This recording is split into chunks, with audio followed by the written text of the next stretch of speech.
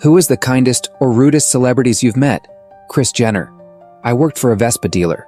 She bought a scooter and had to deliver it to her Hidden Hills home. I knocked at their door and no sooner did her assistant open it, I hear Kris screech from the second floor, "Do not let him in here!" in her Cruella de Vil-like voice. I said, "That is fine, just tell me where to leave the scoot."